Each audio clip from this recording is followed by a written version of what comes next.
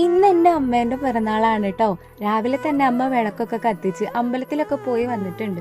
ചെറിയ രീതിക്കാണെങ്കിലും ഞങ്ങൾ വീട്ടിലുള്ള എല്ലാവരുടെയും പിറന്നാൾ ആഘോഷിക്കാറുണ്ട്.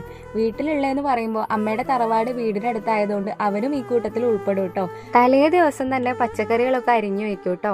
പിറ്റേ ദിവസമാണ് സദ്യ ഉണ്ടാക്കുന്നത്. സദ്യയുടെ വിഭവങ്ങളൊക്കെ കുറച്ചേ ഉള്ളെങ്കിലും എല്ലാരും കൂടി ഇരുന്ന് കഴിക്കുക എന്നുള്ളതാണ് അതിന്റെ സന്തോഷം.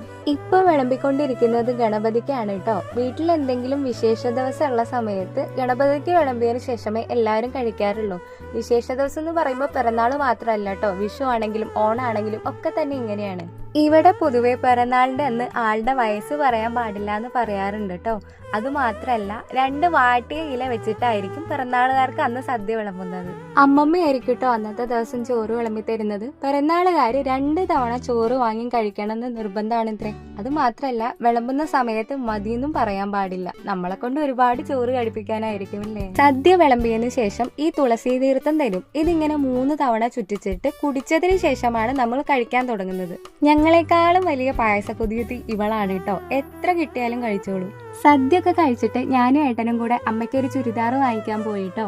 ഇതെടുത്തതിന് ശേഷം ഞങ്ങൾ കേക്കും വാങ്ങിച്ചിട്ടാണ് വീട്ടിലെത്തിയത്. എല്ലാരും കൂടെ ചേർന്നിട്ട് കേക്ക് മുറിക്കുന്നത് ഒരു സന്തോഷം തന്നെയാണ് അല്ലേ. പിന്നെ ഇതെന്റെ അനിയനാണ് കേട്ടോ. അവന് കിട്ടുന്ന പോക്കറ്റ് മണിയൊക്കെ വെച്ചിട്ട് അവൻ അമ്മയ്ക്ക് വാങ്ങിച്ചു കൊടുത്ത സമ്മാനാണിത്.